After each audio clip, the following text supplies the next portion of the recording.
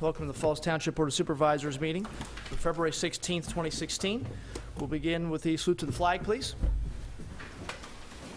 I pledge allegiance to the flag of the United States of America and to the republic for which it stands, one nation, under God, indivisible, with liberty and justice for all.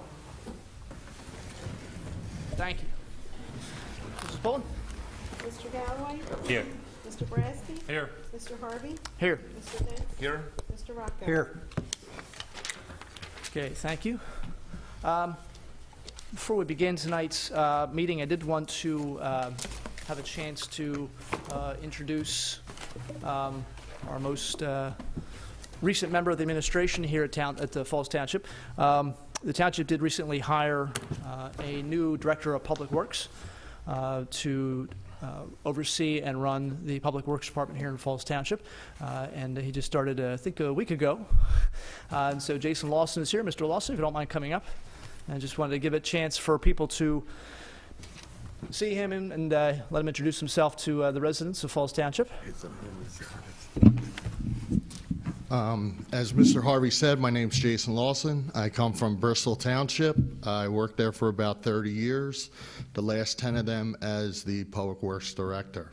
I'd like to thank the supervisors and Mr. Gray for giving me this opportunity. I'm very excited to be here and can't wait to work with the other staff and residents. Okay. So thank you. And you are yourself a resident of Falls. Yes, I am. So we've actually, I think, well, almost all the people we have here. Well, Mrs. Rukoff, we have to try and get her. She's from that other township, like one of the other townships next to us. So maybe she'll kind of move up and come into Falls. But now we're glad to have you, and Thank you. understand from Mr. Gray things are working out very well, and you didn't get too much of a snow. Nah, not too much. of a A snowstorm little to greet different you. from where I come from, but we're gonna make a little bit of changes, but nothing big, and hopefully it'll work out better. But like I said, I'm very happy to be here. I'm very excited to be here. The staff has been great. The guys have been great, and I can't wait. Okay. I guess if you guys have any problems, you can contact Mr. Gray, and I'll get done whatever you need done. Okay.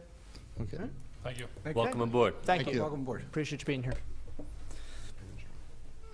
Should have gone to Mr. Clark first, also to I apologize for that. We did have an executive session before the meeting. Mr. Clark? Yes, Mr. Chairman, before the meeting, the board held an executive session to discuss a collective bargaining agreement, other matters of personnel, and potential litigation. Okay, thank you. All right, so we have kind of a packed house. We have kind of a busy agenda. We have some people I know who are interested in speaking about a topic that's been talked about quite a bit, but we do have a couple of certificates of appropriateness, which are residents who live in the historic district or people representing properties in our historic district that want to do work on those properties. And typically, these are relatively simple applications, and the board would like to, I think, in talking to board members, think we want to move them up in the agenda. Yes. So that we can kind of expedite their reasons for being here. So we're going to do items at, I guess, 2 and 3, then we'll look at public comment. So the certificate of appropriateness for 65 Old Locust Avenue. Mr. Gray? Thank you. Yes, this is a certificate of appropriateness for 65 Old Locust Avenue. The applicant is looking to construct an accessory structure and covered patio, total square foot 756 square feet. This was reviewed and approved by the HARB board. The applicant's name is Sandra Johnson. The board is asked to consider this at this time. Okay, and I know Ms. Johnson is here tonight, and I know that she was up before us a few months ago. I think the issue was fencing. It was a fence, that, and it's a property that's, a lot of work has been done recently. So any comments or questions from Ms. Johnson regarding what's being discussed? No comments. Yeah, the picture looks great. Yeah. I'm actually jealous. Well, I think she said she's going to have us all over later on. Yeah, okay. So, all right, so if there's no comments or questions, and I don't imagine any public comment, is there a motion then to approve the certificate of appropriateness for 65 Old Locust Avenue? So moved. Second. All in favor? Aye. Okay. And the next certificate is for 50 Lacrosse Street, which is to install a natural gas generator outside of the United Methodist Church. Mr. Gray? Yes, this particular application was reviewed and approved also by the Harbor Board. The applicant's name is James Armstrong. The board is asked to consider this certificate of appropriateness at this time. Okay, and Mr. Armstrong's here, and he has some photos for us representing the church. Thank you. Thank you.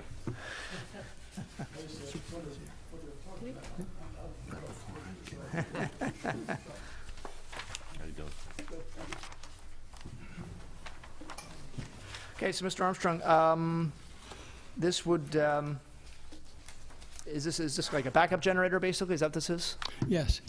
Okay. It'll be behind the bush in the front of the church. There's a little alcove there, and it'll be invisible because the bush, as you can see in the snow, is green year-round. Right, okay. So we think we're lucky there. Yeah, yeah. Right. And it's the natural gas is being fed by a line coming from the street? Is that? Yeah, Okay. that's correct. Okay. Any comments or questions? No. No. I have a question for Mr. Gray. Are there fees involved with this application? No. Okay. No. That's it. There's an inspection fee. Inspection fees, yes, but not for the certificate of appropriateness itself. Right. I was going to ask on that question if we could waive the permit fees or not. Sure. Sure. Well, I guess we'd have to make a motion and approve that? Yeah, it's something we typically do for different That's why I churches. asked. Yeah, for houses of worship, we typically do that. You want to make that motion? Yeah, I'll make a motion to approve it and waive the permit and inspection fees. Seconded. Motion made and seconded. All in favor? Aye. Okay, congratulations. Thank you, gentlemen. Thank you. It's a pretty church.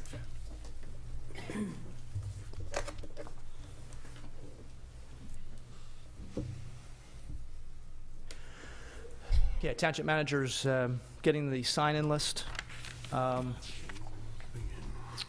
We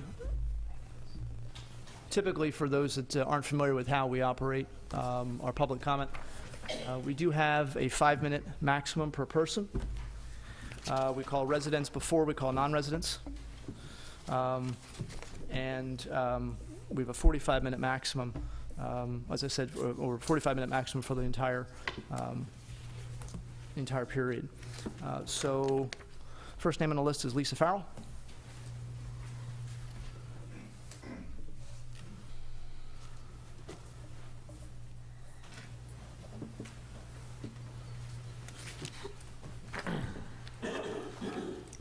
Hello again. How is everybody? Good. Good. You probably know why I'm here. So, and I'm going to tell you, Harvey, could we have the speaker give her name and address sorry. for the minutes? Yeah, sorry. Lisa Farrell, 130 Juliet Road, Morrisville, PA, Falls Township, 25 years. And this is really difficult for me, so this must be very important because I do not like to speak in front of people. But I'm here because I think Falls Township has more pollution than it needs. We're over the top already. We rate a big fat F with the EPA air quality standards. I can get you that if you want it. So I'm not even particularly sure how this plant is even being considered to be allowed here, because we are over the top as far as air quality considerations are. I'm not sure if there's ways we are something called a non-attainment area, which means we're over the top, we're F. So I don't know how all this even got started. And, I'm not, politically involved. I never have really been. I follow things, but I don't know how the political system works, and I don't know how it works around here. I'm going to look at this because I get nervous. All right, so that's, and I'm also going on record again as being against Elcon, hazardous waste facility being built here in Falls Township, Keystone Port. I know that as board members, you guys are kind of in a precarious situation. You want to build the economy in this area. You want to make Falls viable and for the people that live here, and that's a great thing. I mean, that's what we want. But you have to kind of weigh which way you want to go with kind of stuff like this. I mean, I know that companies like Waste Management, you know, they give us a lot of money. It helps improve our community, parks, and stuff like that, and that's a good thing. But Waste Management is not Elcon. Elcon is a hazardous waste facility. It's not municipal waste, it's hazardous waste. There's 596 chemicals that they have on their application, stated on their application, that they want to process. And there's 608, I believe, chemicals that are listed on the EPA's hazardous chemical list. So out of all those, 596 are coming here. Now, do they take it truckload by truckload, dump it in a vat, and mix it? That's a lot of chemical mixing going on. You know, I'm not sure how that is even done, and Elcon's not really saying what the process is at this point. So it's just not sound, in my opinion, that we're mixing all these chemicals together and not expecting anything to come out of it. A zero zone, nothing's going to come out of this building. It's kind of ludicrous to even think that. But, and I also have a concern because we still aren't hearing anything from you guys on whether or not you want to put a resolution out against it, or if you're for it, or what you are. I mean, according to state legislator, local government has a huge say in whether or not something like this can be here. In fact, you guys represent us, and your responsibility representing us is to provide all the citizens here with clean, pure water and air. I can get you that article too.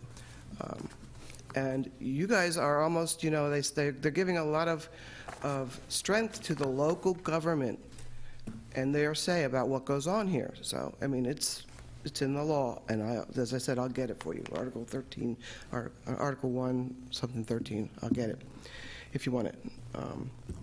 So just to sum it up, it comes down to whether or not the economic benefits are worth the health and safety trade-offs for the citizens that live here. You know, you can morally do what's in your heart and say, okay, this is the right thing to do. This is what I have to stand back, I have to take a stand, I have to say, this is what's right for my community, from the heart, what you know is true. Or you can say, I got to do what's best for the pocketbook, you know, of the community. But if there's nobody who's well enough to buy the stuff or participate in the benefits of the economic, you know, health of this area, what good is it? No one's going to benefit in the end. So, thank you. Okay, thank you. See you again. Guido Mariani?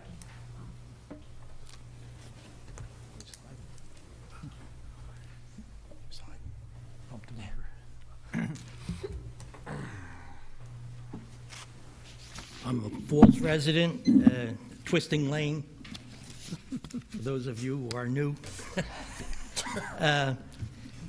PennDOT has agreed to pay for sidewalks along New Falls Road along a 1-mile portion between Zimmerman Lane in Middletown and to Indian Creek Drive in Bristol Township, and it's at the cost of $2 million. That says Charles Metzger, who's a spokesman for PennDOT. Why is PennDOT paying for those sidewalks, but they're not paying for our sidewalks, which is going to cost us over $300,000? I have some comments from him, and I can understand why they're saying that.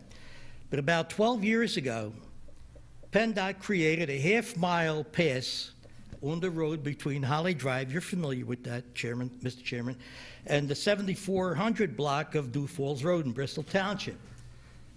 Senator Tommy Thompson's office spoke with PennDOT about the possibility of creating a paved blacktop highway all along New Falls Road, and PennDOT at that time indicated interest. During the October 2012 meeting, when this came up, I asked the board at that time if anyone had contacted Senators Tomlinson, McElhenney, Representatives Galloway and Tina Davis. No one at the board at that time did. So the question remains, why is PennDOT paying for their project and not ours? That's my question. Now, they say, PennDOT says New Falls Road is state-owned, but municipalities are responsible for installing and maintaining sidewalks. Okay, understand that. Sidewalks are typically installed, as I'm quoting them, through the highway occupancy permit process as a part of a municipal-funded project or as a municipal requirement of a developer or as part of a federally funded highway improvement project, according to PennDOT. PennDOT said they would install sidewalks only with state funding as part of a major reconstruction project if a municipality requested sidewalks. I see none of that being part of this $2 million project. They do say that the money for these sidewalks that they're putting in this $2 million project is going to come from PennDOT's safety fund. Isn't our sidewalk project as a safety-type project as well as theirs? So why can't they pay for our sidewalks? That's my question. Well, I think probably the answer, a couple answers. Number one, we started actually looking at the sidewalk program before Bristol Township or Middletown started looking at theirs. Whenever you do anything with the state, you have to follow their rules. And I think, I don't know the dimensions. I mean, obviously, you talked about how long it is. I don't know how wide that sidewalk is. I don't know anything else. It's got to be at least 60 inches because if Well, it's got to it could be more. It could be 8 with feet the wide. ADA, so they got to have turnaround, pass. It could be more than that. So I really, cuts. yeah, I don't know. So it could be a situation where, for us, since we were already so far down the road in terms of planning what we wanted to do, that it just was easier for us to move ahead. One of the answers, too, unfortunately, is deaths.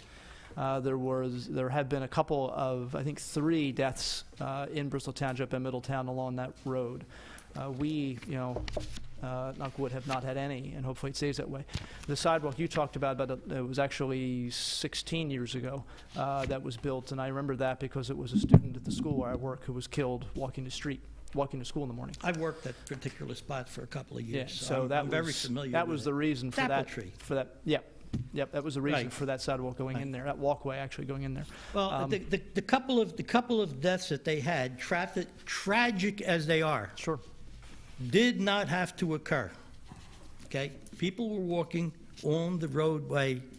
There were paths that they could have taken, same trail, 20 yards from New Falls Road. In each case, they didn't. They were walking on, and in one case, there was pavement where the person was walking on the roadway. And it's unfortunate, as it is true, that we have people, and every one of you supervisors know it, that walk in the streets constantly, even though they have pavements on both sides. So, but I just don't want to get away from this. Yeah. My feeling is they should pay for ours as well as they're paying for theirs. Ours, if it truly is a safety situation, and we don't always agree on that one, but then they owe us some money. We're supposed to take, at the cost of $300,000, Mr. Gray's supposed to take that money out of our current budget. So, but not the $300,000. You only need $163,000 that you have to adjust your budget for, not the whole $300,000, because 166 of it was already budgeted. Correct. So you don't need 300,000. Right. Thank you. Okay. Get any ideas for sidewalks? Let's sit down with PennDOT. Okay. All right, thank you, Ms. Moraney. Jeff Madden?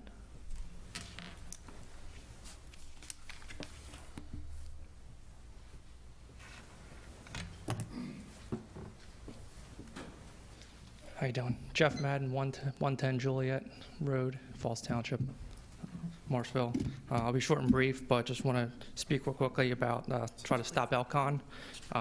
This is not a case of not in my backyard, but I believe the process that's in place right now with how it's treating how the other agencies are treating the pollutants is fine, and there's no need to try this new technique that will incinerate the toxins and put them back into the air. I hope the Board of Supervisors will not wait until the application comes before them to act. Possibly an ordinance or action can be done, whether it's worst case, even if it's not for Elkhorn, but something in the future. Bucks County is the third worst air quality in the state. I think that has to be rectified in some way, shape, or form. And just because I'm a civil engineer by trade and know the local township government is the best place to stop the ball before it gets rolling too fast. So I hope the Board of Supervisors and the township will act and not wait too long to do something to help stop Elkhorn. Thank you. Okay, thank you. Carol Kelly Adams.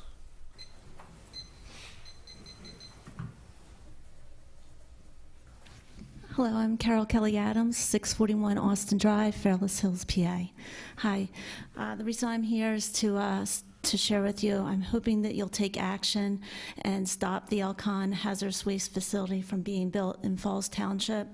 I'm really concerned how this is going to affect our air quality, since we're already third worst air quality in Pennsylvania behind Pittsburgh and Philadelphia. And the Dean Stivers Place property has a wetland running through it, and that runs into our Delaware River. And there's going to be 596 types of hazardous waste treated there. I'm concerned when the waste is there, when it rains like we just had, if that'll run off into the Delaware River.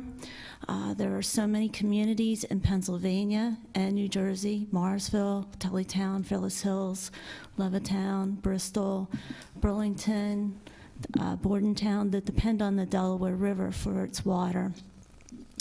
The Philadelphia Water Department did a study if Elkhorn would have an accident, and they concluded that it would be 4 days before we could use our water, drink our water, cook with it, brush our teeth, wash with it, if there was an Elkhorn spill.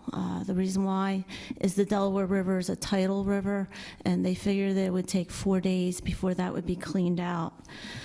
So I'm really concerned about how it's going to affect the water and our air quality. We also have to keep in mind of all the children that grow up in this community. I've lived in this community for over 40 years, and they're going to be out playing on playgrounds that are about 6.7, 6.9 miles from where this facility is going to be operating and burning the hazardous waste, which will be going through the stack and emitted into the air. Some of that air, you know that there's going to be something in it. So I'm hoping that you can take action and stop this kind of thing from coming to Falls Township. I'm not against any other manufacturing coming in. I see jobs, but we have to consider, is it going to be 50 jobs? It's going to be good for the community with the air quality getting worse. We have to think about everybody here, not just a small group of people. Thank you for listening to my comments. Thank you. Okay, those are the names on the resident sign-in sheet. Are there any of the residents who wish to speak? Okay. The only individual we have sort of on the non-resident sign-in sheet is Deepak Sharma.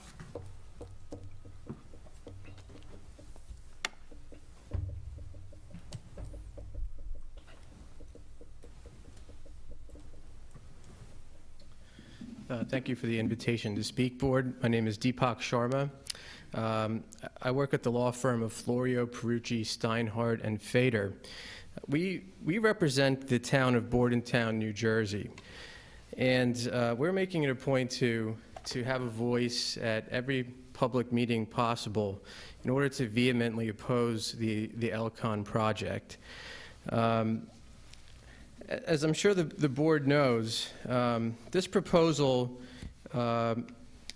would result in 210,000 tons of chemical hazardous waste coming through Falls Township annually. The waste, according to Elkhorn's proposal, is going to be burned by a process called thermal oxidation, which essentially creates a sludge residue, which then has to be transported out of town. Currently, we're estimating about 25 to 30 trucks every week that are going to be coming through the town and surrounding communities delivering hazardous waste. So far, we've heard a great deal of opposition concerning the air pollution implications.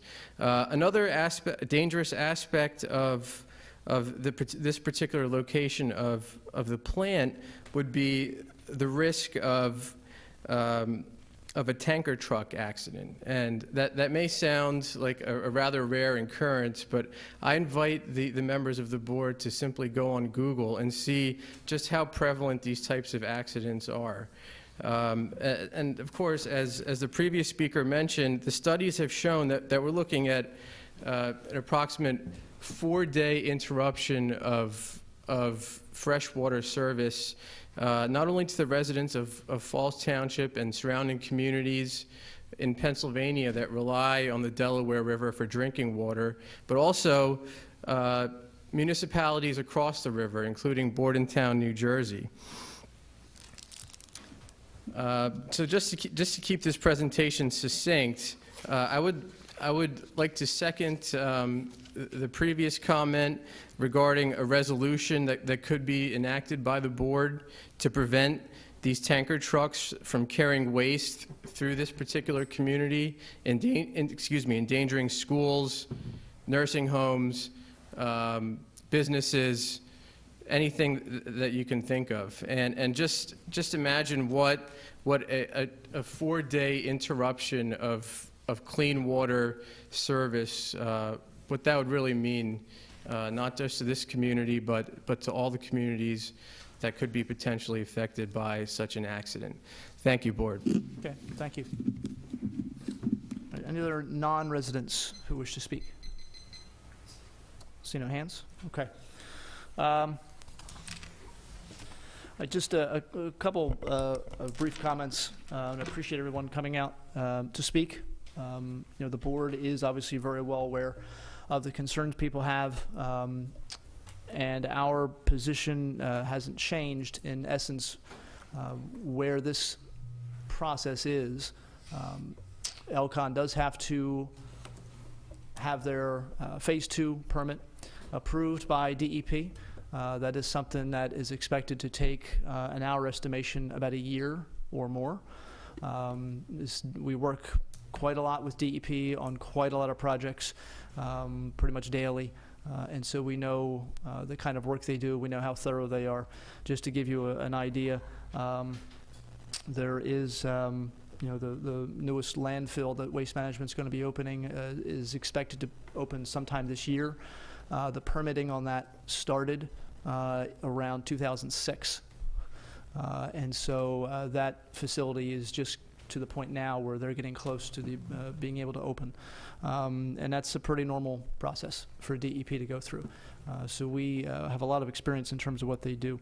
And I would ask people only to, as we have to do, and someone talked about responsibility to residents, our responsibilities, and obviously, thinking of safety and children and everything else, everybody up here, all 5 of us have children and live, relatively close to the area where almost all of us, relatively close to the area where Elcon will be building if they get through everything, or they want to build, I should say.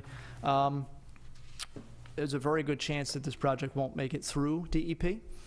Simply because if, for example, the kinds of pollution and contaminants and concerns that are raised here end up being found true by DEP, then I wouldn't expect to see it even get to us.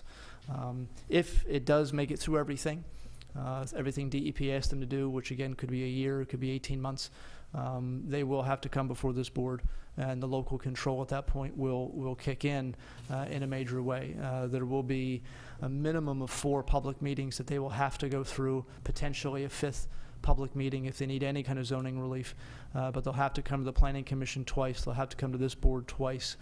They will have to be reviewed by the Environmental Advisory Council. They'll have to be reviewed through the Fire Marshal's office. This is not a simple process by any stretch of the imagination. In terms of the processes that Elcon uses, to begin with, because I've heard this quite a lot, and it's not just a semantics issue. This is not an incinerator.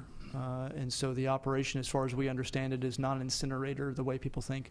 There was also, I know, a little bit of confusion in terms of this project being the same one that was going into Bristol, trying to go to Bristol Township and Maple Beach area and was turned down, and that's not accurate either. There are certainly some valid reasons that people can be concerned, but I also want to kind of make sure that some of the things that we've been hearing that we know just aren't entirely accurate. We want to make sure people are looking at facts, and if you're for it or against it, either way, look at facts. And that's what we do. We are listening, obviously, to the input that residents are giving us, non-residents are giving us. We take into consideration, obviously, things like the Philadelphia Water Department study. We'll take into consideration everything that we hear once starting next week when they have their hearing in front of DEP at the Sheraton, which is a public hearing that everyone's willing to go to or able to go to and welcome to go to. Once that process starts, we will start finding out a lot more about the particulars of their processes, and it'll give this board more information to work off of. At that point, again, it's something we are, watching very intently. In terms of resolutions and ordinances, quite frankly, that's not something we are going to be doing. And the major reason for that is because it could put this township in a legally indefensible position. And I'll ask Mr. Clark just to elaborate a little bit on that. Yes, Mr. Harvey, as you've indicated several times when this topic has come up, the board has nothing in front of it at this point in time. No plans have been submitted, and other than a brief sketch plan a few years ago, nothing has been presented to this board. To take the steps that are being requested by certain residents for the board to enact a resolution opposing a project that has not yet been applied for, and before an applicant has even had an opportunity to make a presentation, is both premature and ill-advised. And as you've indicated, to take that step could expose the township to significant liability, and also could result in the ultimate decision on this plan being decided by a judge in Doylestown, as opposed to the 5 elected officials here in Falls Township. So the idea of passing a resolution when we don't even have a plan, when we haven't even heard a presentation, to say that the board is going to turn it down, as I said, is both premature and ill-advised at this time. And it is something that it's a realistic situation that if we pass a resolution, and obviously I know other communities have passed resolutions or discussing passing resolutions, and that's something they have the ability to do simply because they have no legal standing in this issue, and there's nothing they can do, and they can't be sued, and they can do it, and that's it. But here, of course, if we do pass such a resolution or an ordinance or anything of that nature, and in many cases, even depending on what we say at a public meeting, if they do come before us, if they make it through DEP, they do come before us and they are voted down by this board, they could sue and claim that they have been discriminated against. And if they can point to any list or evidence of things that have been said or have been said by this board or done by this board to show a pattern that shows any kind of discriminatory intent, then a judge in Doylestown could very well just say, well, go ahead and build your facility then. And so then, whatever local control that people have asked us to exercise is gone. So this is something I'll ask you just to consider and keep in mind. And again, when we do hear everybody's concerns, and I know I was trying to call Ms. Farrell, and I were playing phone tag for the past week or so, just trying to reach out and talk to people, and I've talked to quite a few people about this project. So it is one of the more contentious issues in the township. But as Mr. Clark said, and I should have said it first, we have nothing in front of us. We have no plan in front of us. There's nothing that has been submitted, and there's nothing, quite frankly, on the radar for this plan. As I said, they're not going to send anything to us unless they go through DEP. And that's, again, not a fast process. This meeting on Tuesday night, it isn't like, on Wednesday morning, they're going to get approval. Or denial, for that fact, or that matter. So it is something that, we understand people's concerns, but we ask that you also put some faith in us, as obviously, we always ask you to do, and also put some faith in the process with DEP, because, again, they are people that we've worked with a lot, and we know the kind of work they do. And as some of the businesses that are looking to kind of come up here on their agenda pretty soon, or listen to us, they've also had to deal with DEP in quite a few instances, and so they know what they're like to work with as well. So again, I thank the people for coming out, and obviously you're welcome to sort of hear everything else that's going on here. But I appreciate your concern, and again, when there's something for us to look at and study and vote on, then that's, if it comes to us, then that's when we'll take a look at it. Okay. All right, item 4 on our agenda is 38 Cabot Boulevard, amended final plan for Phase 1 and a final land development for Phase 2. This is for KVK. Mr. Gray? Yes, the applicant's proposed project Phase 1 amendment is to add a 3,100 square foot addition to the entrance to the facility to be used as a cleanup, dress-up area prior to entry to the facility.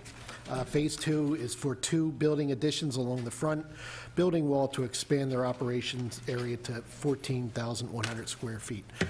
Representing the applicant tonight is Mr. Nate Fox. Good evening. Nate Fox with Begley, Carlin, and Amandio on behalf of the applicant. And with me is Mark Havers of Pickering Courts at Somerson, who's been our project engineer.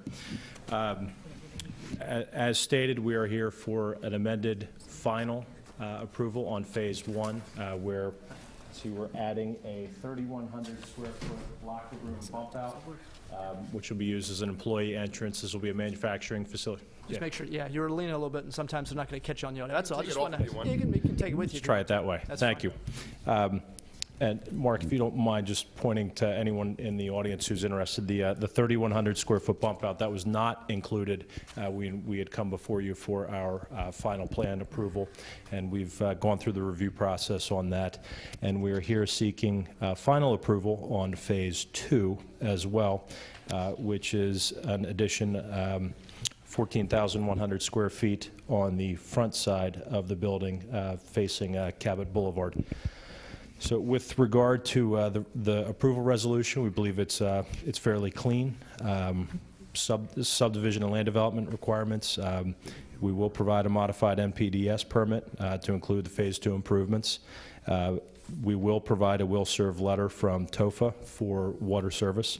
We will also provide a will-serve letter from the Authority for Adequate Sanitary Service for the project. As far as general comments, those are all will comply. We'll comply with Falls Township design standards.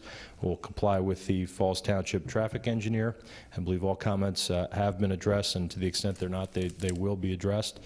Same with comments from the fire marshal. Township of Falls Authority as well. Those are all will comply. General provisions, sewage facilities planning module and other DEP permits, will provide those.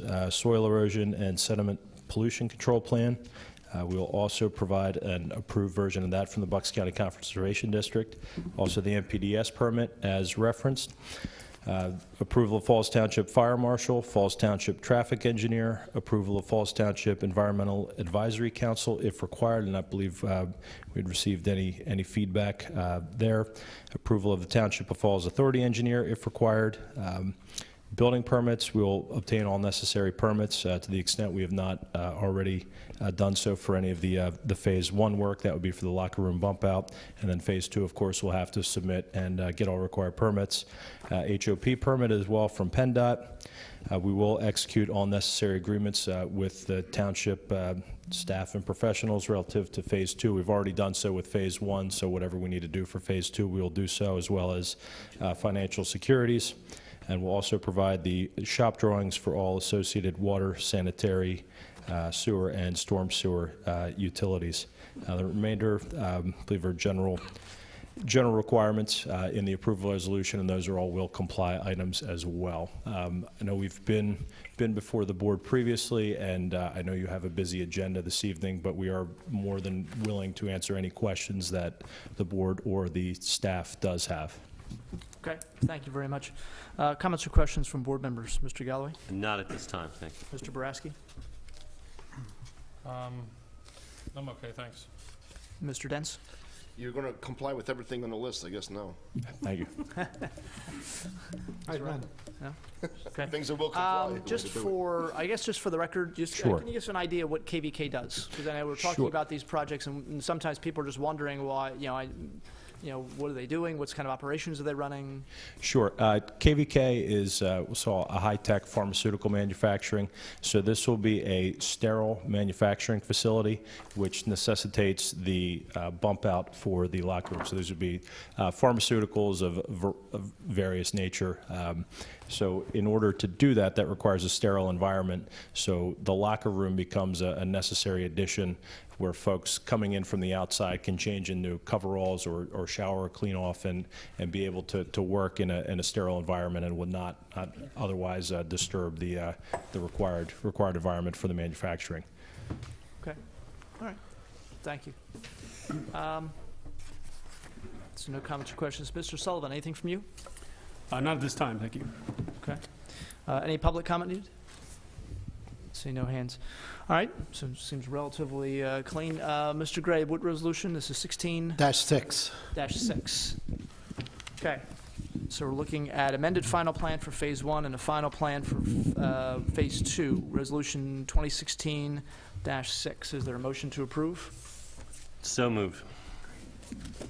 Second. All in favor? Aye. Abstentions? I'm going to stay in the company I work for. It does work for KVK Tech. Okay. Thank you. Thank you very much. What number is it? 6.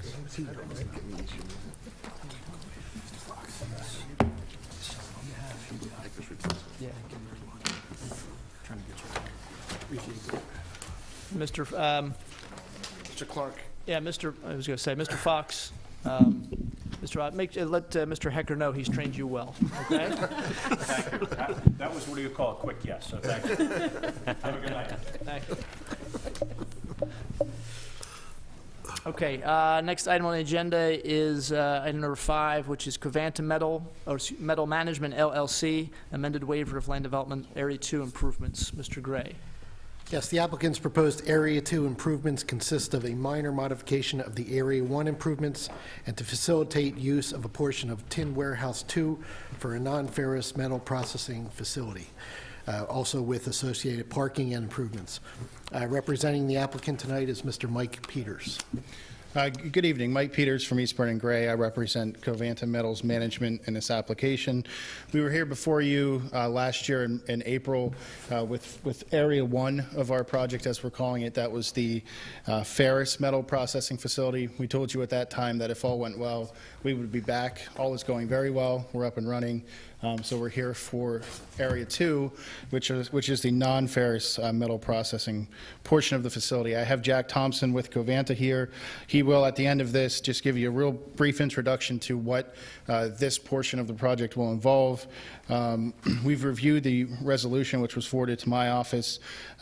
We accept all the terms and conditions contained therein, and we've received, dated January 7th, 2016, our approval from the Conservation District, and running down through all of the letters that I understand you received in your packets. Not only are they all will complies, but we believe that they're relatively clean. It's actually the shortest list of review letters that I've worked with. So I think we're in great shape. Thank you to the staff for working with us. With that, I'll let Jack introduce himself, tell you guys what the non-ferrous metal processing facility is, and then if you have any specific questions or concerns, we'll go from there. Okay, thank you. Thanks, Mike. Good evening, gentlemen. My name is Jack Thompson. My title is Program Manager with Covanta Metals Management. We're located in Morristown, New Jersey. We're a division of Covanta Energy. which is an energy and environmental solutions company. We own and/or operate 41 energy from waste facilities throughout the United States and Canada, excuse me, and we have one under construction in Dublin, Ireland at this time. This project involves, this is, as Mike said, is the second phase of a metals processing facility at the KIPC complex. The first phase, as you're aware, is we call phase 1 or area 1. That's a ferrous metals upgrading facility where we take ferrous metals from our facilities. We take it in, send it through a processing system where we upgrade the cleanliness of it so that we can sell that metal to the scrap market. Phase 2 is for non-ferrous metals, where we separate and extract the non-ferrous metals from approximately 20 of our facilities in the Northeast. The non-ferrous metals, aluminum, copper, brass, will come into this facility, and we will take it and clean it, separate it, size it, separate it into marketable commodities, and then sell that material to the scrap market. Basically what it entails, here, let me take this. Is that on? Yep. So here, this area here is phase 1, the ferrous operation. Like Mike said, this facility is up and running. It's performing very, very well. This is what we're calling area 2, which is located right along Middle Drive. So the material will come in tractor trailers, typically 20 tons in a 40 to 45 foot long trailer. The material will come down Middle Drive, will get weighed in on a scale, then drive back up Middle Drive into the area here, back up into the building where the material will be offloaded completely indoors. Okay, so the truck will be emptied, the trailer will then exit, come back out, scale out light, and then go on his way. Inside this building, it's approximately 106,000 square foot of space that we are leasing with U.S. Steel, USS Real Estate. This end of the building, we're not leasing, so we're taking the total square footage of this building is around 135,000 square feet. We're going to be leasing 106,000 square feet of it. Inside this building will be batch processing systems, conveying systems, separation equipment to take that metal and clean it, screen it, prepare it for the market. We've applied for we have an existing solid waste permit with the DEP. We've applied for a modification to that permit. That application was submitted about a week ago. Our air permit was submitted as well. That's being processed by the DEP.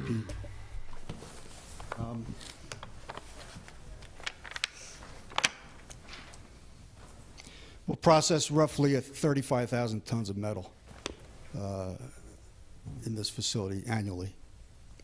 And how many employees, Jack? Right now, about 20, between 20 and 25 employees will be working at this facility, phase 2. And I think with that, I think that's a great overview. If you guys have any specific questions. The waivers that we're requesting, there are 3 of them. Mr. Peters, sorry, you just use sure, the microphone, that's all. Oh, geez, sorry. We're requesting 3 waivers from the requirement to place curbs, 19136D, the requirement that parking facilities be set back 12 feet from a lot line under 19137B, and the requirement to show the existing improvements in streets, et cetera, under 19178C2, and it's my understanding that staff supports those waivers. Okay. All right. I'll turn to board comments and questions. Mr. Galloway? Mr. Sullivan, no concerns? No concerns. The staff does not object to the waivers. We don't necessarily support waivers. Sorry, Jim. Same thing. Thank you. Not quite. Very fine distinction. Mr. Boraski? Just one question. Right now, does everything come in just by truck? Yes. Okay. Yeah, no rail. No rail. Everything's truck. Okay. Thanks. Mr. Dents? I think it's great you're doing well and expanding in Falls Township, and you will comply with everything. That's great, too. That makes it easy. Mr. Rocco? I have nothing. Thank you. Okay. Any public comment needed? See no hands. No, as the three waivers are pretty standard, especially given the area, the inside the KIPC. There's really not much need for requiring curbing, and even with the parking facilities, it's more something for safety for people walking on sidewalks and things like that, which obviously you don't have. So yeah, I have no problem with those either. So if there are no more comments or questions, we'd be looking at Resolution 2016-07, which would be a waiver, amended waiver of land development for Area 2 improvements for Covanta Metal Management LLC. Is there a motion? I'll make the motion to approve resolution number 2016-07. Seconded. Okay, all in favor? Aye. Opposed? Thank you, gentlemen. Thank you very much. Thank you.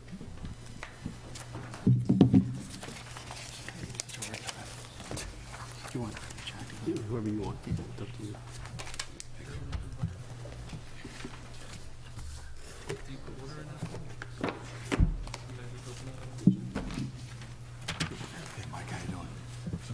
Okay, next item on the agenda, item 6 is Sylvie Concrete Products, preliminary and final land development, 355 Newbold Road. Mr. Gray? Yes, the applicant's proposed project involves the construction of a public natural gas fueling station and related infrastructure. The board is asked to consider this at this time.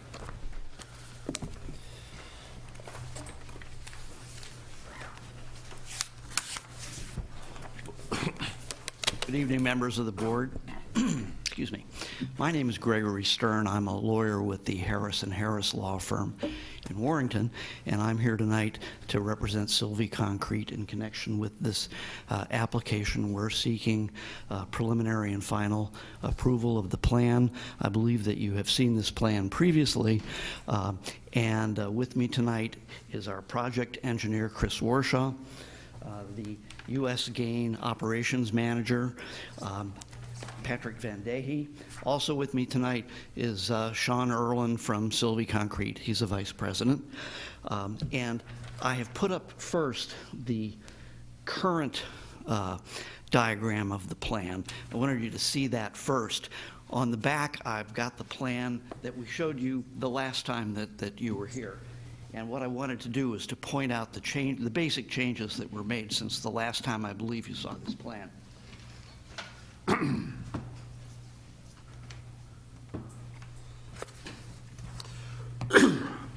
you saw the plan before... I'm sorry, Mr. Stern, you got to use the microphone. You take it with you. Thank you. One of the basic issues, as I understand it from the last time that Sylvie was here, was that the compressor compound facility was within, you can't see it on this map, but it was within the floodplain. And there was also a problem, well, not a problem, there was a question because you may recall there was actually two separate properties involved in this application. And the lot line ran right through the compound. We need a new microphone. Okay. Anyway. There's another There's mic. another one somewhere. I don't know where the other one is. That's hot. There you go. So in any event, the revised plan now has moved the compressor compound out of the floodplain and off of the property dividing line over to this area here. And that's the basic change to the plan. We have a review letter, the latest review letter from your township engineer. There are a number of items that were there. Rather than go through them one by one, I will tell you that all of the items on that list will comply for us.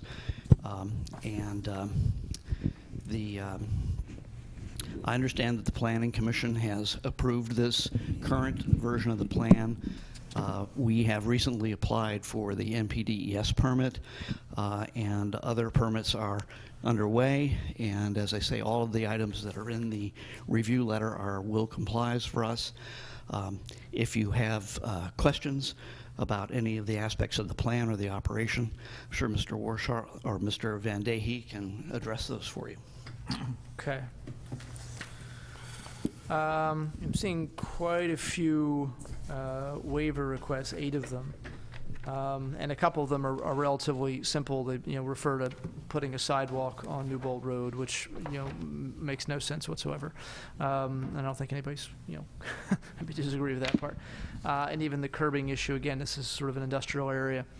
But I guess with some of these waivers, I think there might be some need for more information. The one waiver, for example, requiring site distance at the exit driveway in accordance with PennDOT requirements instead of Falls Township. I don't know if you want to reference that. It's way on the proposed ordinance. It's B under that. So 191-36A and 191-34D. I'm just going to turn around to reference the current plan.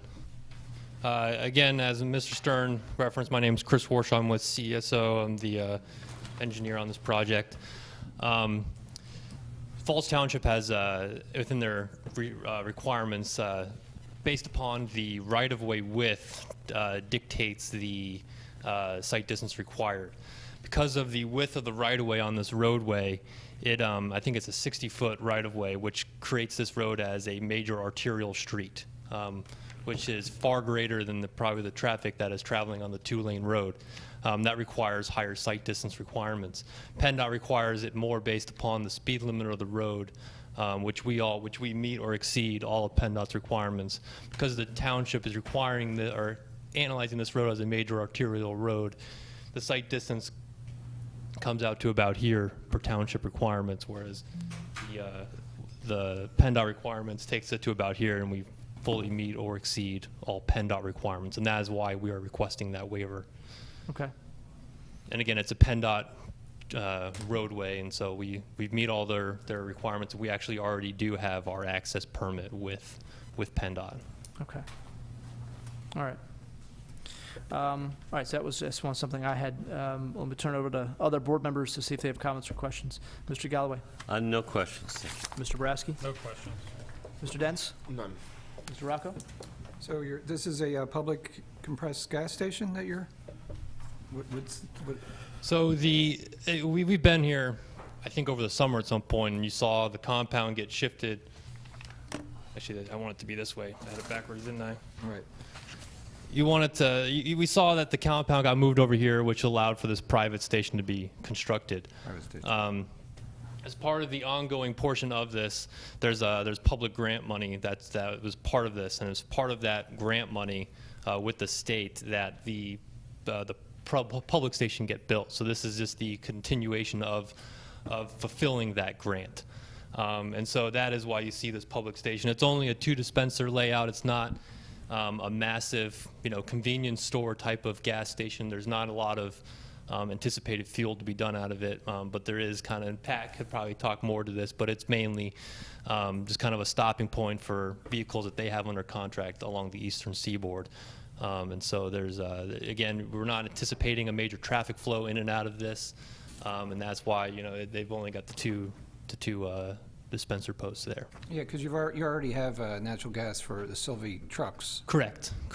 And the Sylvie trucks, because these are what's referenced as a fast fill type of filling operation. So over here, these are a time fill, and so the way that works is that they kind of just run overnight, and it equalizes the gas pressure in all the tanks, and they fill up all together at once.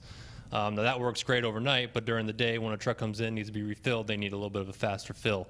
And so that's what this will do. So the Sylvie trucks will be using this, but they also have some dedicated fast filling positions on their property, on their portion of that property as well. So there's, again, Sylvies will mainly stay over here, maybe use this every once in a while.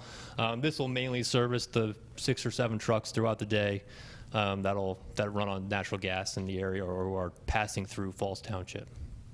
Okay, that's all I had. Thank you. Okay. Mr. Sullivan, questions or concerns? I have no concerns at this time, Mr. Harvey. Okay. All right. Any public comment, concern? See no hands. All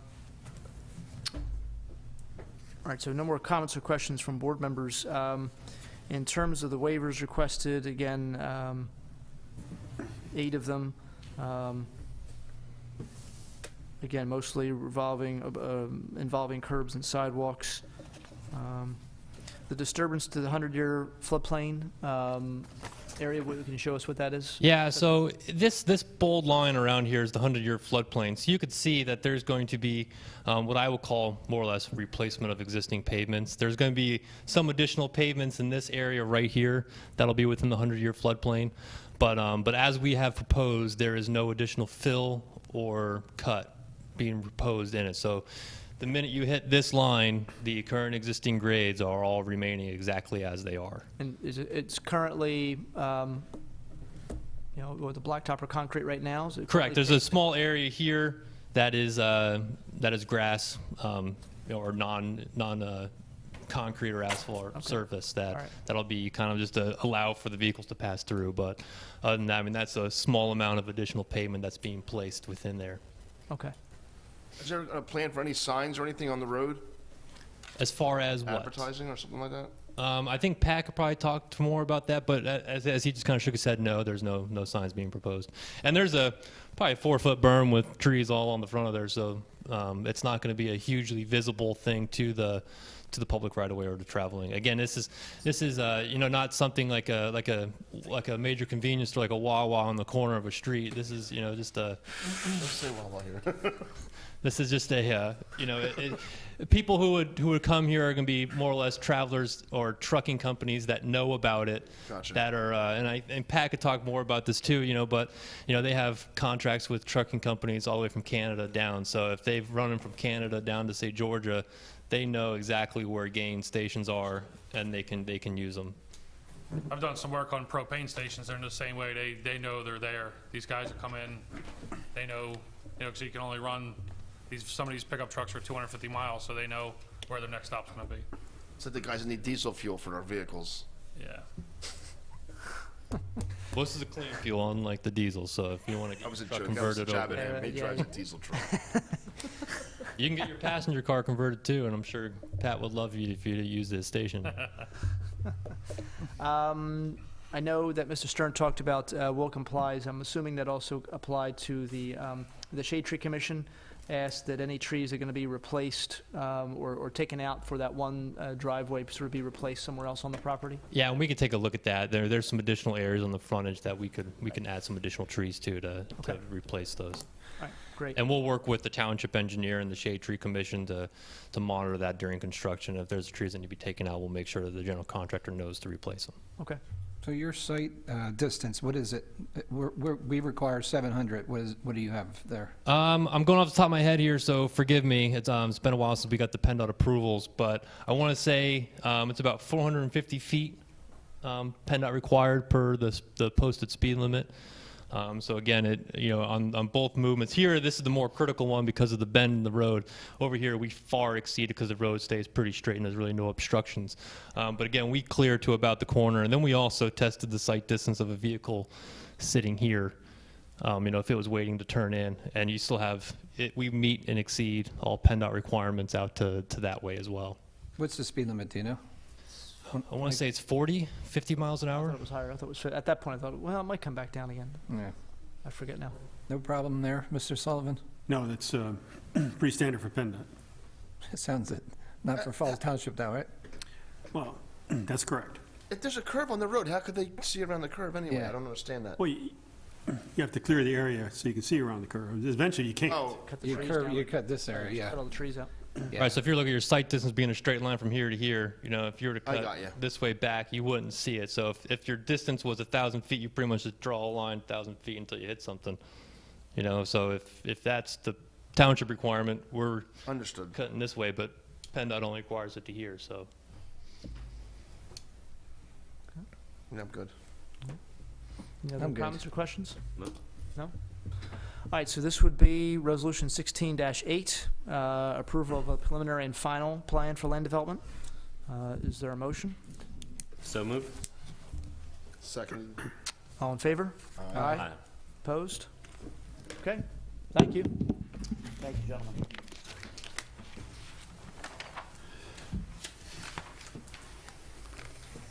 All right, item 7 is consider proposals for geese management at Falls Township facilities. Mr. Gray?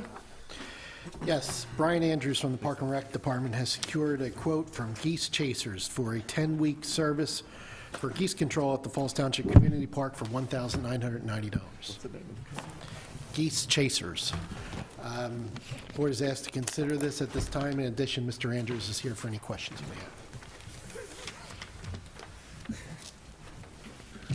Okay, so at our last meeting, we went with geese management, sorry. Yeah, we talked about geese management, which is who we've had in the past. And Geese Chasers, is this a new company? I know you said they're in Yardley. Yes, they are. Okay, and they're new, or they? They're a newer company. Basically, I went out to Geese Management, solicit a quote like we normally do, and he came in significantly higher than last year. So just doing due diligence. I had gotten a mailer, ironically, from this company, and contacted a gentleman, had him take a look down at the park, and he came back with a obviously very competitive quote, a lot cheaper than what we were getting from Geese Management. So what I did, I asked for a few references, did receive them, talked to the references, Upper Dublin Parks and Recreation, their director, and Yardley Country Club, and they had nothing but good things to say about them. So, I think this is something we should pursue with this company. Okay. All right, comments or questions from board members? This is our second meeting in a row, I guess, dealing with the goose issue. This is the usual sort of springtime or almost springtime thing. Mr. Galloway? No questions. Mr. Boraski? Mr. Andrews, safe to assume that when they walked through, it was apples to apples we were comparing? Correct. Okay. Okay. Mr. Dents? No, this is a very good program. The dogs chasing the geese from the soccer fields, it's very effective. Unlike the guy that tries to control the population of the geese, the dogs are just keeping the geese off the soccer fields so that when kids are playing there, it's not goose droppings all over the field. Well, they actually work together. I try to get them to work together with Mr. Shadle from SNS when he did a harassment on the water. We're pushing them constantly. That's the idea. But the main idea is to keep the soccer fields clean. Mr. Shadle's trying to get rid of the geese. But yeah, that's a good program. That's all. Okay. Mr. Rocco? Did Geese Management give you an idea why they were higher? No, and haven't really had too much of a response from them. So I kind of pursued this other company. I had a little more of a back and forth with him, a little more. Yeah. Be honest with you. So these guys use border collies as well? Correct. Yeah. Okay. All right. I'm good. Okay. All right. So if everybody's in fine, any public comment? I see no hands. All right. Is there a motion then to enter into an agreement with Geese Chasers for a 10-week program at the cost of $199 per week, as in accordance with their agreement that they sent to Mr. Andrews in January? Mr. Clark, has your office seen the contract? No, I would ask that you make this motion pending our review of an agreement with Geese Chasers. It's a simple agreement regarding indemnification. Thank you. So. Yeah. I'll make the motion to enter the agreement with the Geese Chasers pending his review. Second. All right, Mrs. Pullen? Mr. Galloway? Yes. Mr. Boraski? Yes. Mr. Harvey? Yes. Mr. Dents? Yes. Mr. Rocco? Yes. I was just going to ask, when are they going to get started? Like to start early March. Early March, so that's like Couple 2 weeks. You guys can review that stuff within 2 weeks? Yeah. Yeah, no, wait. Good. Yeah, I know we did have some discussion at our last meeting. I know there's been some concern from some of the residents that live in Fallsington on Martha Circle and Martha Drive about the pond, that's Township Pond back there, and some geese And I know we did have some information that Mr. Andrews had forwarded to us. Is that something we want to consider tonight? We want to take a look at, or we can certainly look at it at a later meeting? It just doesn't matter to me. Wait for a later meeting. I like to hold off. Okay, that's fine. We can hold off on that. Okay. All right? Absolutely. And contact, if we decide to do something with that, we can come back to them. Okay. Okay, thank you. Welcome. I'm here for the next item, so. No, that's right. You're not going anywhere. I was wondering why you're still Brian here. Andrews show again, right? Yeah, thought maybe you just avoid going home or something. I don't know whether one of the kids is sick or something, so you'd rather stay here. So next item actually is an agreement with USA Sport Group. So since you're already there, we'll just bypass Mr. Gray and just go right to you. Okay. Give us some background here. What's his name? Actually, to give you a little background, Jess Fox and I, we went to the PRPS convention last year, and we met this gentleman from USA Sports Group. Basically what they do sporting programs, different sports, soccer, baseball, lacrosse, and so forth. And I was talking to him and really felt a foundation lacrosse program could go really well here. Seems to be lacrosse is a growing program. However, a lot of kids really don't have access to it till maybe later in middle school and more so in high school. So we got talking to the representative and thought maybe we can start a foundation program, start the kids at age 5. They do a program through ages 5 to 12, like they'll do the 5 and 6s together, 7 and 8 and so forth. So we were figuring about doing a 6-week program in the spring here at Quaker Penn on Saturday mornings and see if we can drum up an interest in that program. Hopefully maybe we can grow that program and build another competitive sport in the area other than soccer and baseball. So that's kind of the idea behind that. The heart of baseball season. Trying to get the kids that don't play soccer and baseball. I hear you. Okay. Comments or questions from board members? No? I think it's a great idea. I think the opportunity is good. Yeah. Okay. It is a growing program. I know I had a friend of mine who was, good friend of mine actually, who was the head coach at Chamonix. Right. And he's talked about, that is something there's space, I guess you could say, for kids to sort of get into this at this point. It's not, unfortunately with a lot of sports, if you're not on the cutting edge by the time the kid's 7 or 8 years old, if he's not playing or she's not playing, year round, then you've kind of, doomed the kid to never. Yeah, that's the exact idea what we're trying to go for. So this is something that really, if a lot of kids can kind of jump into, if they even had no experience, they can kind of jump into it pretty easily and pick it up. So. All right, it's a neat idea. So what we'd be approving. And there is a second component to that in August. There's a multi-sport camp. The thinking behind that is our summer camp ends August 5th. We always get questions from parents, what do I do with my kid for the next 2 to 3 weeks? I have nowhere to put them. So I was talking with Matt, the representative.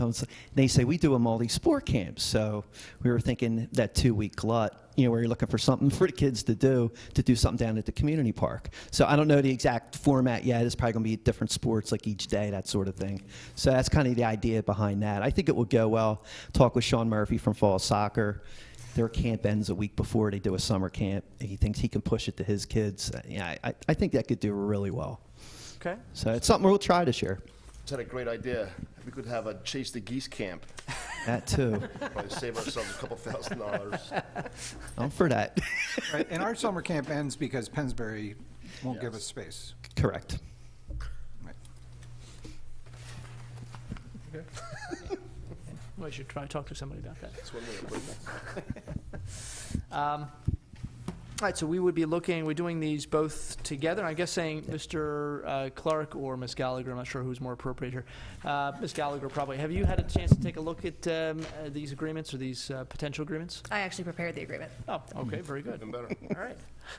All right. And so we're okay in terms of, now what's the, so no, these companies, they're insured already. Yes. So is there a cost to the township? No, they actually will collect 90% and they'll donate 10% to us. So we're only providing the field space and helping promote it. Okay. So. All right. What does it cost for? We can break it down here. Let me see.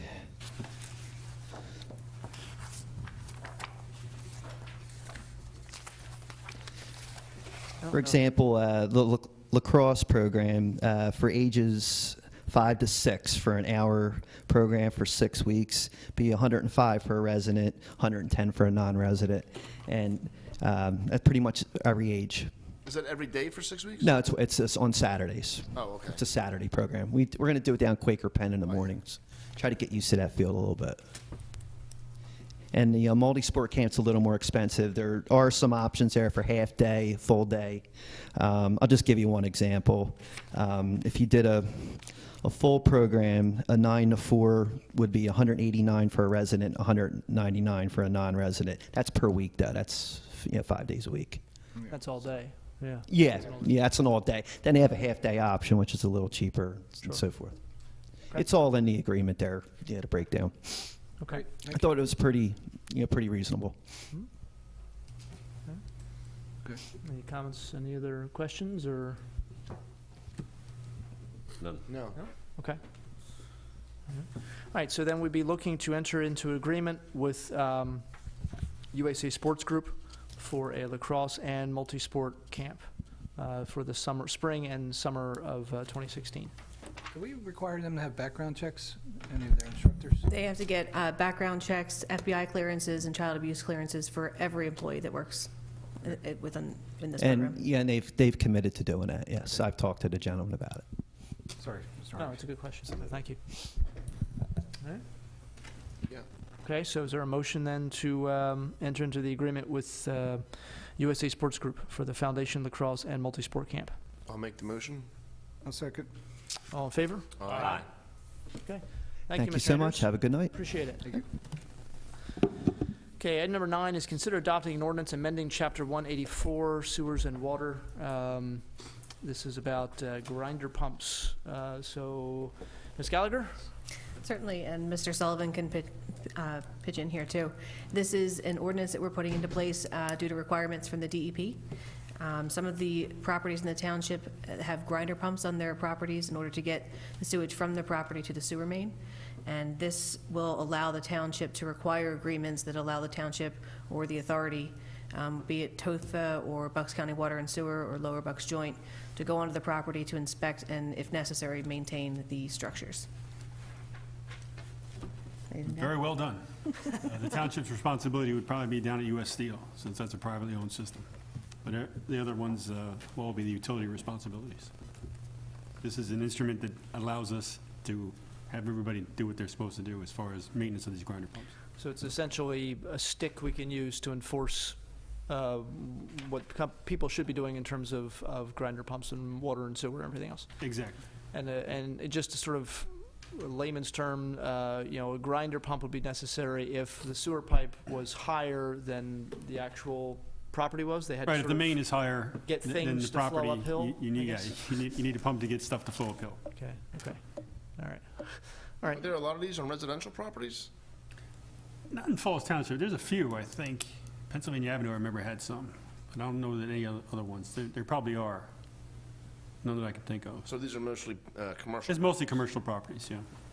The new Rite Aid is one specifically. And then there's another project down at U.S. Steel that had this problem. Abington Weldon, thank you. Okay. Thank you. All right. And this has obviously been advertised and It has. duly advertised and everything else. Yes. Okay. All right. So comments or questions from any of the board members, Mr. Sullivan or Ms. Gallagher? No. No. Good. Any public comment? Okay. And so, okay, this would be ordinance 16-3. All right. Is there a motion to approve ordinance 16-3, amending Chapter 184? So moved. Seconded. All in favor? Aye. Okay. All right. Item number 10, consider notice of intent to award bid for the Pinewood Pool repairs. Mr. Gray? Yes, the township received a letter from Mr. Sullivan dated February 10th regarding the Pinewood Pool repairs for the main pool resurfacing. Bids were publicly opened on February 10th for this project. 2 bids were received. They are Poolside Plastering, Inc. for a base bid of $147,912.25, and Stone Ridge, Inc. for $233,650. Based on the bid evaluation, Poolside Plastering, Inc. is the lowest responsible bidder for the base bid of the Pinewood Pool Improvement Project. It is recommended that the Board of Supervisors authorize the Township Engineer's Office to issue a notice of intent to award to Poolside Plastering for the total bid cost of $147,912.25. Okay, and I talked to Mr. Sullivan earlier today, and I think there's, is there better news? Yes, there was a math error for the low bidder. We have to go, if they have a unit price, we have to extend that unit price. And their extended price is $2,500, but we use a unit price, it was $38,000. So we have to award the bid at $147,912.25, but we'll execute a change order as soon as the project is awarded to bring the total cost down to $111,800, which is what they actually had their bid specified as. Okay. And they meet our responsible contractor ordinance, this company? Neither of these companies meet the exact letter of the responsible contractors ordinance in that there is no Class A apprenticeship program for what they do. However, Poolside Plastering, to use the plaster that we've specified, you have to be a certified installer. So in that respect, they have training and they're certified to install that particular type of plaster. They're the same people who did the kiddie pool. Yep. Okay. All right, so other comments or questions from board members? Mr. Galloway? No questions. Mr. Boraski? No questions. Mr. Rocco? What was the budgeted amount, Pete? $160,000. Okay. How much is the deduction? That's all. Okay. And Mr. Sullivan, this work, after we kind of take a look into the qualifications a little bit more over the next 30 days, we can still get this work done before pool opens on Memorial Day? We have to do that, yes. Especially we drain the pool and then plaster. But yeah, we expect this work to be done middle to late April to early part of May. So it'll be done in time. Okay. All right. And I guess the pool opened, I think, was it 2004 the pool opened up? Yes. After it was okay, so this has been about, 12 years or so. All right. Any other comments or questions? No. None in public comment? See no hands. All right, then, so we're looking to award the bid for the bid here, the stated amount, even though we know it's going to be lower, correct? So $147,912.25. Okay. So is there a motion then to award the notice of intent to award, actually, to Poolside Plastering Incorporated, the job of repairing the main pool, resurfacing, for the amount of $147,912.25? So moved. Second? Mrs. Pullen, poll the board. Mr. Galloway? Yes. Mr. Boraski? Yes. Mr. Harvey? Yes. Mr. Dents? Yes. Mr. Rocco? Yes. Okay. All right, minutes for February 1st, 2016. Any comments or questions or corrections? Excellent minutes as always, Mrs. Pullen. If not, is there a motion to approve the minutes as presented? So moved. Second. All in favor? Aye. Engineers report, Mr. Sullivan? Thank you, Mr. Harvey. Just one update. We're in contact with our dredging contractor to make sure we get the dredging done for the Quaker Penn Park boat ramp prior to the March 15th deadline. We probably won't get the new pile installed in because we'd like to have that done when the dock is in place. And we generally don't put the docks in until mid-April or so. So we can do that when the it opens up again, then we can move into the water, which is, we think, is June 1st. That seems awful late to move the docks in. Well, the docks will be in. It's just the one pile missing on the far right-hand side. That one dock will probably be left out until we can get that pile in. Got you. All right, any other comments or questions, Mr. Sullivan? Yeah, can you give an update on the St. Joe's property? We have a submission from St. Joe's for land development approval. It's currently under review. It will not be ready for the Planning Commission meeting this month. It will probably go to the Planning Commission next month. Okay. So we would see it in April, basically, earliest. The earliest this board will see it in April. Okay. All right. That's all I had. When would the Road Star program be starting up again? I mean, not the new road program, the one that's not finished from last year and the year before that. As soon as weather permits, probably end of March, early They'll be April. working on driveways soon? Driveways. It's 60 degrees today. It was raining. 14 yesterday, but A little wet today too, but, you know. all right. Okay. Yes. Is there a motion then to accept the engineer's report from January 2016? So moved. Second. All in favor? Aye. Okay, bill list. Bills this month, the amount of $1,513,813.51. Of that 1.5 million, 1.1 million is salaries and health insurance. Just to give you an idea in terms of the money. So, you know, roughly $400,000 in everything else. And the $400,000 includes escrow, which is money put up by developers, as well as some state funds, highway aid, crime prevention funds. And I did want to point out the one thing, just I didn't look at last month's bills. I kind of forgot about it. So, but I did notice for this month's bills, the street lighting for this month is $20,000, a little over $20,000. For February of last year, the bill list, the street lighting fund was $28,000. And so we're seeing some impact, I think, of the LEDs going in. And hopefully, obviously, that number keeps the difference keeps getting bigger and bigger. But I thought it was something I meant to look at last month, and I forgot about it. So I remembered when I saw this. Comments or questions regarding the bills for Mr. Gray? Okay, see none. Is there a motion then to pay the bills, $1,513,813.51? So moved. Second. Mrs. Pullen? Mr. Galloway? Yes. Mr. Boraski? Yes. Mr. Harvey? Yes. Mr. Dents? Yes. Mr. Rocco? Yes.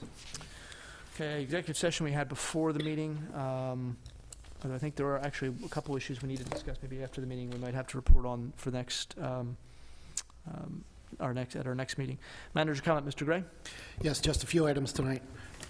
My first item is a letter from Mr. Sullivan dated February 8th regarding escrow release number 1 for Fairless Credit Union. TNM is recommending a release of $218,261.25. The board is asked to consider this escrow release number 1 for Fairless Credit Union. Any comments or questions? Is this the new place they're building? Yes. On New Falls. Or have they done any work there yet? Oh, yeah. Yeah, done a lot of work there. The pouring foundation, right? They've done some of the underground. All the site work's been done, yeah. Yeah. How much escrow do we have? How much in our money? Think about. Mr. Gray? Mr. Sullivan? Do you have the document with you? Oh, I mean, like. There it is, right there. Just like half of it? It's on here. Oh, 309. 309. Okay. Why are we releasing so much if they haven't built anything yet? They've done a lot of the site work. A lot of the stormwater work is done. A lot of the grading and things are done. The building doesn't get escrowed for, so. Okay. Usually you see a lot of site work get released, and then we hold on to the last $20,000, $30,000 for a long time. Okay, cool. Any other comments or questions? Now, is there a motion to approve the escrow release number 1 for Fairless Hills Credit Union, $218,261.25? So moved. Second. Mrs. Pullen? Mr. Galloway? Yes. Mr. Boraski? Yes. Yes. Oh, sorry. Mr. Harvey? I'm Harvey, you're Boraski. Yes. Mr. Dents? Yes. Mr. Rocco? Yes. The Township also received another letter from Mr. Sullivan dated February 12th regarding escrow release number 7 for Mercer Court. Mr. Sullivan is recommending a release of $124,750.04. The board is asked to consider escrow release number 7 for Mercer Court. Comments or questions? Yeah, I mean, so we're releasing close to 900 out of 1.2 million? Yes.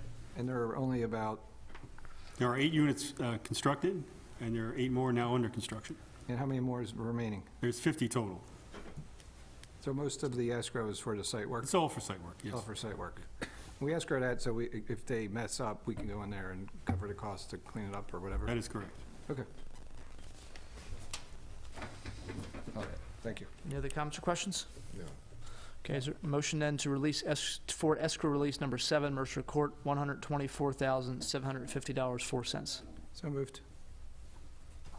Second. Mrs. Pullen? Mr. Galloway? Yes. Mr. Boraski? Yes. Mr. Harvey? Yes. Mr. Dents? Yes. Mr. Rocco? Yes.